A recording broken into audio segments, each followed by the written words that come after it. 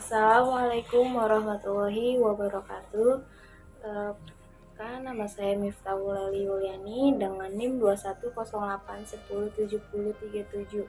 Nah, di sini saya akan menjelaskan jawaban dari saya UTS Manajemen Display Kelas, dosen pengampu Nur Atiko MPD. Soal yang pertama yaitu pengelolaan kelas dan pengajaran adalah dua kegiatan yang sangat erat hubungannya. Demikian terdapat perbedaan antara satu dengan lainnya. Jelaskan hubungan dan perbedaan tersebut. Menurut saya, hubungan antara pengelolaan kelas dan pengajaran adalah erat karena keduanya berkaitan dengan pembelajaran di dalam kelas. Pengelolaan kelas adalah tentang bagaimana mengelola kelas dengan efektif sehingga suatu belajar dapat tercipta dengan baik. Sedangkan pengajaran lebih menyangkut proses penyampaian materi dan pembelajaran itu sendiri. Sementara perbedaannya adalah yaitu mengelola kelas lebih mengutamakan aspek manajerial seperti pengaturan tata tertib dan disiplin di kelas. Sementara pengajaran lebih berkaitan dengan aspek akademik seperti cara penyampaian materi dan penilaian. Yang kedua, pengelolaan kelas melibatkan interaksi antara guru dengan siswa dan antar siswa. Sementara pengajaran lebih fokus pada proses pembelajaran dan metode-metode yang digunakan. Yang ketiga, meskipun berbeda dalam fokus, pengelolaan kelas dan pengajaran saling berkaitan. Sebab keberhasilan pengajaran akan ditentukan oleh manajemen kelas yang baik. Begitu pula, pengelolaan kelas yang efektif akan membantu proses pengajaran menjadi lebih efektif.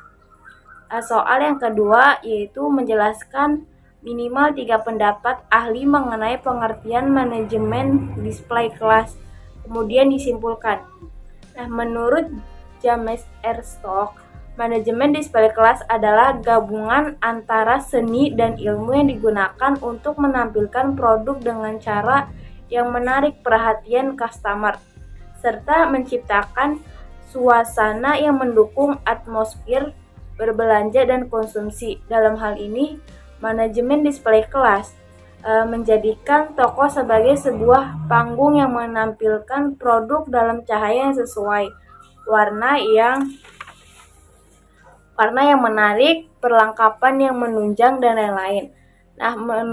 Kedua, menurut Shirley Litton, manajemen display kelas mengacu pada serangkaian teknik visual yang digunakan untuk memaksimalkan manfaat dari penjualan toko melalui presentasi in-store yang menarik dan kreatif. Pengaturan produk yang baik dapat meningkatkan penjualan serta memberikan kepuasan pada konsumen dan meningkatkan pengalaman berbelanja. Menurut Ari Kunto, manajemen kelas adalah suatu usaha yang dilakukan oleh penanggung jawab kegiatan belajar mengajar atau yang membantu dengan maksud agar dicapainya kondisi yang optimal sehingga bisa terlaksana kegiatan belajar seperti yang diharapkan. Jadi kesimpulannya, manajemen display kelas adalah strategi untuk memperbaiki tampilan produk agar lebih menarik bagi konsumen dan mendorong penjualan. Manajemen display kelas adalah gabungan antara seni dan ilmu yang dilakukan dengan menampilkan produk dalam cara yang menarik dengan cahaya yang sesuai, warna yang menarik, perlengkapan yang menunjang, dan teknik visual lainnya. Tujuannya adalah meningkatkan penjualan, memberikan kepuasan kepada pelanggan dan meningkatkan pengalaman berbelanja. Kemudian soal yang ketiga, bagaimana jika prinsip manajemen display kelas tidak terpenuhi? Jelaskan. Menurut saya, jika prinsip manajemen display kelas tidak terpenuhi, maka ruang kelas mungkin tidak terorganisir dengan baik dan tidak membuat lingkungan belajar yang kondusif bagi siswa. Hal ini dapat menyebabkan beberapa masalah, diantaranya yaitu kurangnya fokus siswa. Siswa mungkin akan menjadi kurang fokus pada pelajaran dan mudah teralihkan oleh berbagai hal di sekitar mereka. Hal ini dapat menyebabkan produktivitas belajar yang menurun dan hasil belajar yang buruk. Yang kedua, kesulitan menemukan bahan belajar ketika manajemen display kelas kurang baik. Siswa mungkin kesulitan menemukan bahan belajar seperti buku, pensil, dan lain-lain. Hal ini akan menyebabkan situasi yang tidak nyaman dan mengganggu belajar dan mengurangi motivasi mereka. Yang ketiga, lingkungan belajar tidak menunjang lingkungan belajar yang tidak menunjang dapat mempengaruhi kesehatan dan kesejahteraan fisik siswa, seperti tata letak meja yang tidak ergonomis dan ketiadaan pengaturan suhu dalam kelas. Yang keempat, tidak nyaman dan tidak profesional penampilan dan suasana kelas yang buruk mungkin akan membuat siswa merasa tidak nyaman dan tidak ingin belajar. Selain itu, ketika tampilan kelas yang kurang menarik atau elegan, maka kelas tersebut dapat terlihat kurang profesional. Dalam rangka pencapaian tujuan belajar yang efektif, penting bahwa manajemen display kelas dijaga dengan baik. Dengan memperhatikan lingkungan belajar yang kondusif, siswa akan lebih cenderung aktif dalam belajar lebih berfokus pada pengajaran dan lebih mudah menyerap informasi. Kemudian soal yang keempat, mengapa harus ada manajemen display kelas di MI atau SD? Menurut jawaban saya, karena manajemen display kelas sangat penting dalam pengelolaan kelas di SD atau MI. Hal ini karena manajemen display kelas dapat membantu guru dalam menyampaikan materi pembelajaran dan dapat meningkatkan minat dan motivasi belajar murid. Manajemen display kelas dapat dilakukan dengan menata dan memperbarui tampilan visual kelas seperti papan tulis, poster, bantalan duduk, dan display lainnya. Selain itu, manajemen display kelas juga dapat mencakup pengelolaan teknologi dan alat bantu pembelajaran yang digunakan dalam kelas, seperti proyektor dan komputer. Dengan manajemen kelas yang baik, guru dapat menampilkan informasi dan materi pembelajaran secara visual yang dapat bantu murid dalam memahami konsep yang disampaikan. Selain itu, manajemen display kelas yang baik juga dapat membuat kelas menjadi lebih menarik dan berwarna, sehingga dapat meningkatkan minat dan motivasi belajar siswa. Dalam konteks SD atau MI, manajemen display kelas juga dapat membantu dalam memenuhi standar kurikulum 2013. Misalnya, terdapat standar kompetensi dan kompetensi dasar yang harus dipenuhi oleh setiap murid. Dengan manajemen display kelas yang baik, guru dapat membuat tampilan kelas yang mendukung pencapaian standar kurikulum ini. Di dalam kesimpulannya, manajemen display kelas cukup penting dilaksanakan karena dapat membantu guru dalam menyampaikan materi pembelajaran dan dapat meningkatkan minat dan motivasi belajar siswa.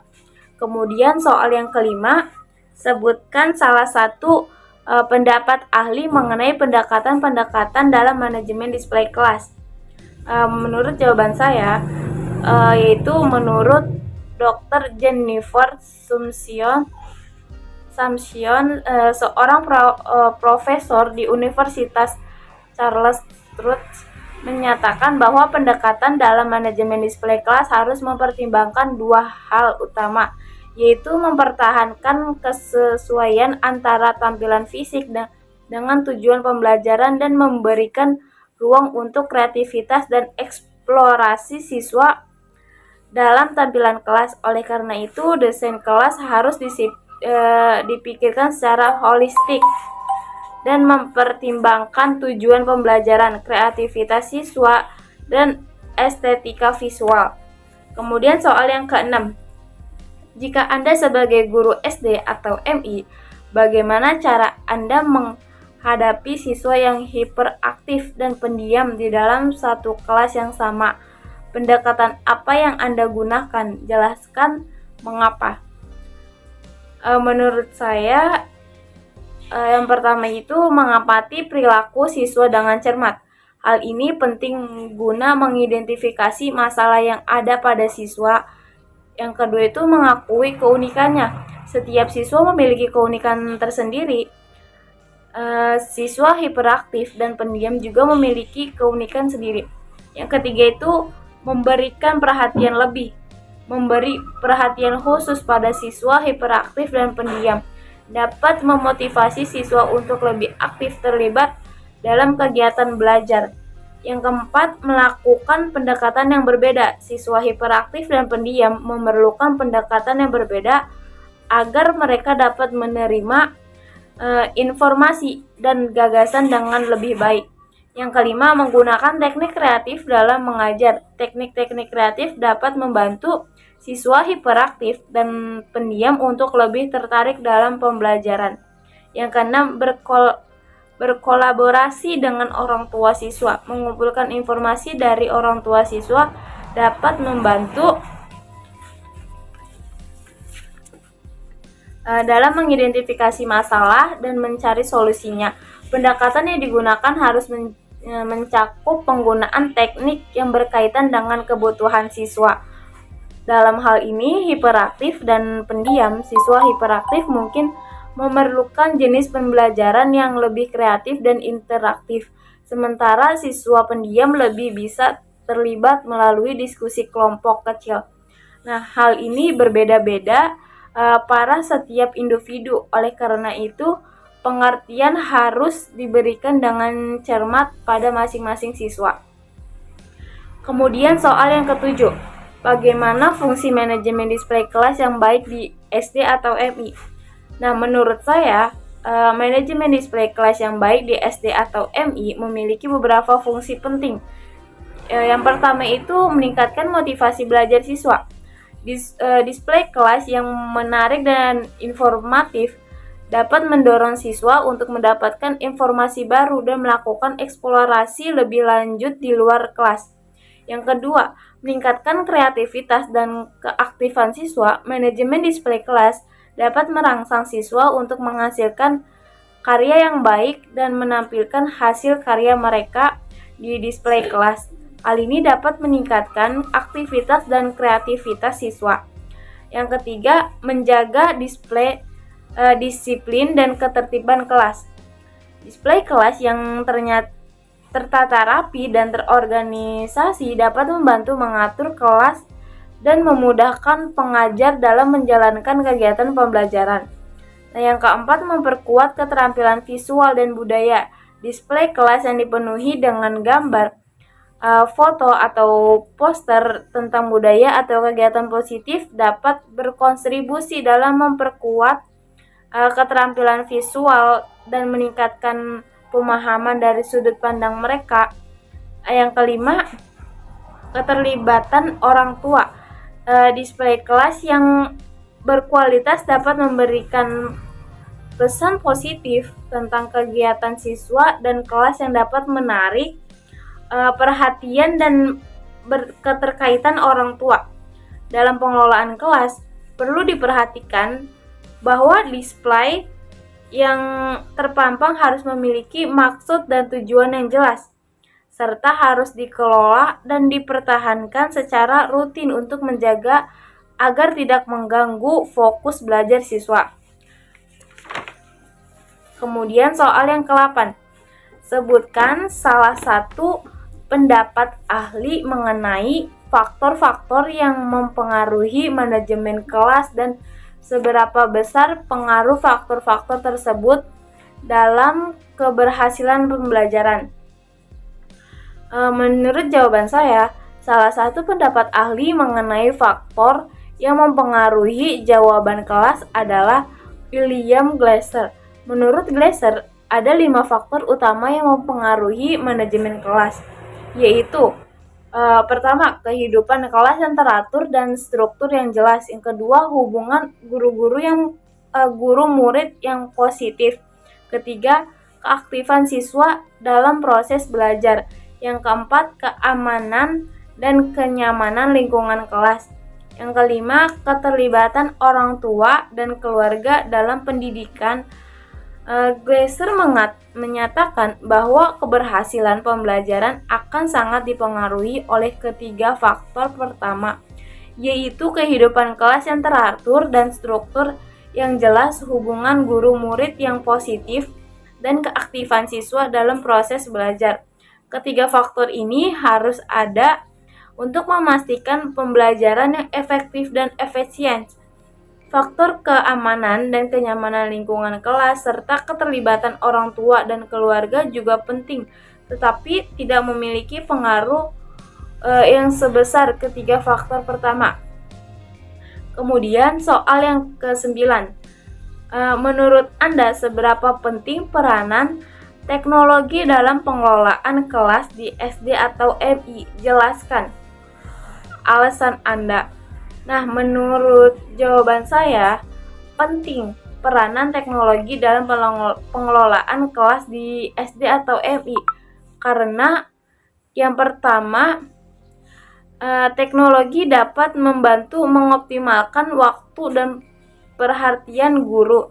Dengan penggunaan aplikasi atau perangkat lunak, manajemen kelas, guru dapat lebih mudah memantau kehadiran siswa, melacak kemajuan akademis mereka, mengatur jadwal dan memberikan tugas secara teratur, serta mengelola nilai dari hasil tugas. Dengan cara ini, guru dapat menyelesaikan pengajaran mereka menjadi lebih efisien dan aktif.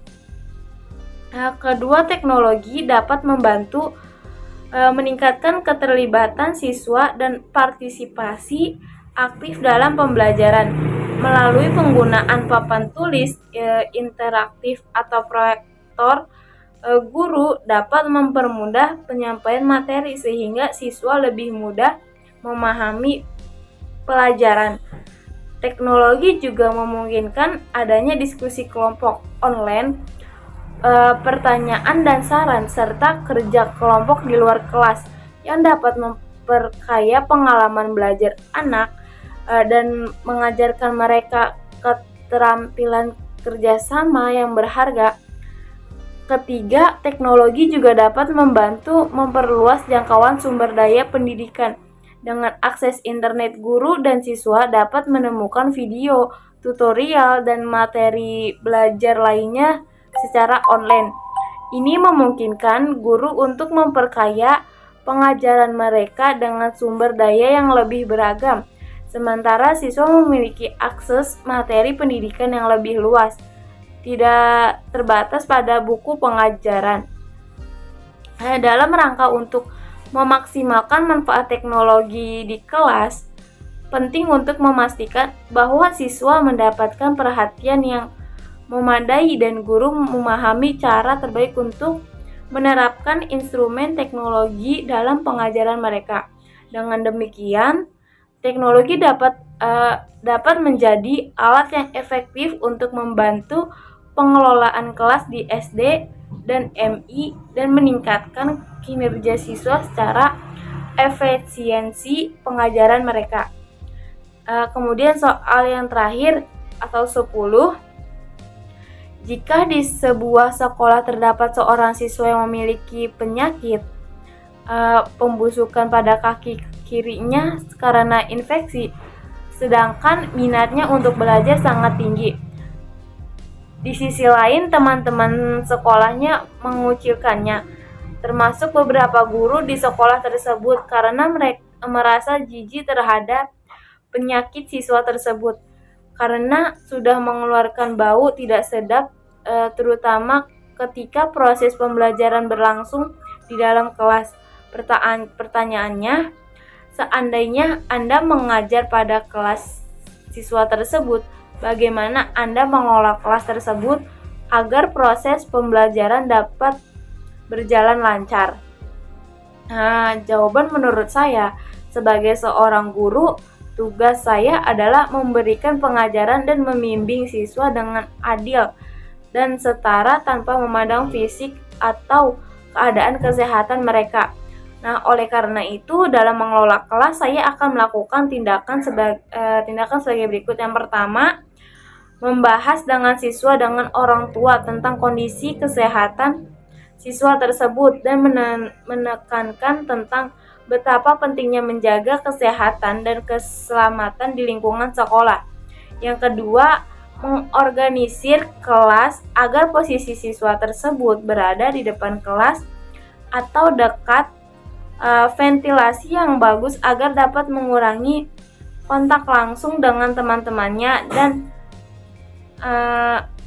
aroma tidak sedap dari kakinya. Yang ketiga, memberikan penghargaan kepada tersebut selama proses pembelajaran dengan cara memotivasi dan memberi semangat padanya, sehingga siswa tersebut merasa termotivasi dan diberi kesempatan yang sama dengan siswa lainnya. Yang keempat, meningkatkan dan menyampaikan berulang kali kepada teman-temannya dan staf sekolah tentang betapa pentingnya menjaga kesehatan, toleransi, dan penghargaan yang baik di lingkungan sekolah. Yang kelima, menyediakan ruang khusus untuk siswa tersebut ketika ia memerlukan perawatan atau merasa tidak nyaman sehingga tidak mengganggu proses belajar mengajar. Sehingga seorang guru saya harus selalu menunjukkan sikap yang baik dan menghormati hak semua siswa, termasuk hak siswa yang memiliki kondisi kesehatan berbeda. Saya harus memastikan agar lingkungan sekolah ini aman, nyaman, dan memastikan semua siswa mendapatkan pendidik yang setara dan layak. Nah, itu menurut jawaban saya. Sekian jawaban dari saya. Pertanyaan dari manajemen kelas, kurang lebihnya mohon maaf. Wassalamualaikum warahmatullahi wabarakatuh.